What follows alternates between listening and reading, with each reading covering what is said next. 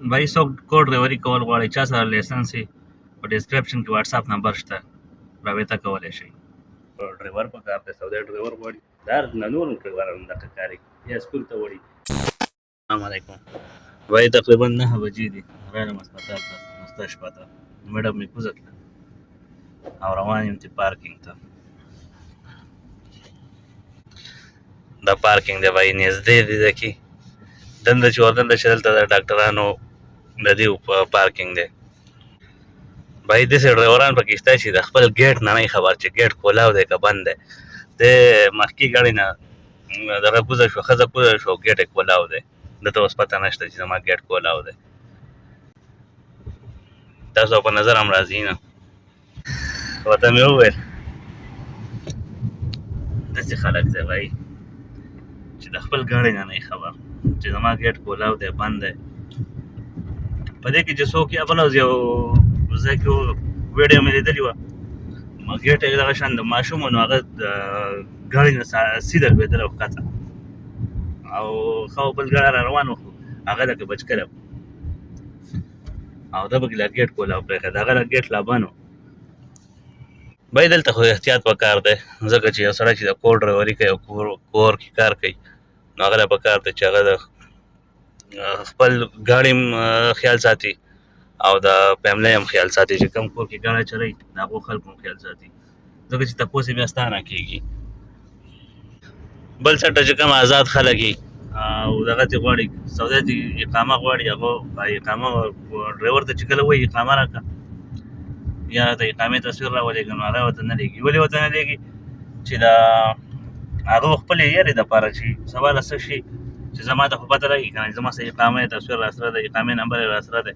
چې او زه یې تپوس کولی شم د دې دپاره کوي د سعودیان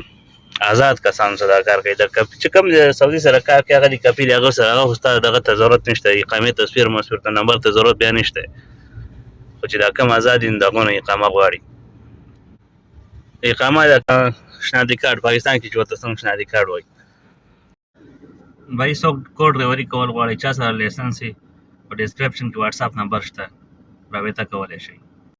भाई زیات پکې داسې خلک دی چې ته ورته ووایې چې ډرایور په کار دی سعودي ډرایور غواړي نو تا ته به وایي څه کار دی او زه به پکې څه کار کوم او څومره کار دی کار ډېر دی که لږ دی مدرسه شته سکول که نه شته تا ته به دا وایي هلکه ته زما نه ته نمبر واخله ورته رابطه اوس په خپله وکړه ورته وایې څنګه چل دی څنګه کار دی هغه به تا پوهه کړي ما ته بل څه پته وي چې یاره څنګه کار دی څنګه نه دی خو ما ته وایي چې زما ډرایور په کار دی او چې زه ورته رینګ وکړم نو هغه زما نه د کار تپوس کوي زه څنګه کار یې ډېر دی که لږ دی سکول پکې شته که نه شته څومره خلک به وړم راوړم هلکه چې هغه د کور ډرایور غواړي ته به هغو کور ټول فیملي به ته وړې راوړې کار که ستا لږ دی که ډېر دی ته خو بیا کار کوې هغه تعالی پیسې درکوي تنخوا له درکوي هسې د منې کار نه کوي چې هسې د منې کار کوي زیات خلک داسې دی چې زه ورته رینګ وکړم هغوی دا تپوسونه کوي تپوس ته ضرورت نشته زما مطلب دا دی چې تاسو د هغو سره په خپله رابطه وکړئ سعودي سره سعودي به تا په خپله پوهه کړي چې کار څنګه کار دی لږ دی ډېر دی سکول پکې شته نه شته مارکیټونه شته نشته پکې شپې به ناوخته راځي وختي به راځي هغو پکې زیات دا خلک پکې دا خبره زیاته کوي نو نه ده به کار داسې زه چې اوس دلته شپه ورځ به کمره کې کله نه کله پکې کار راشي یا هسپتال راشي هسپتال ته یوسم یا مارکیټ ته یوسم یا سودا پسې لاړ شم سودا راوړم نو دا کاري دا نور ډرایوران دغه کاري یا سکول ته وړي خو زما پرې کې صرف دا دی چې سکول ډیوټي پکې نشته سکول څوک پکې شته نه چې زه سکول ته یوسم او مارکیټ هم پکې په میاشت کې یا اسپاوشازي یا په دوه میاشت کې مارکیټ نو روزانه مارکیټ پکې نشته چې برنه ته مارکیټ ته ځي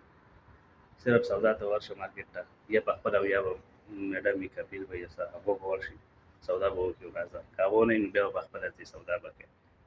دغه کار وي د هر کور کې دغه کار هر کور کې هر ډرایور دغه کار کوي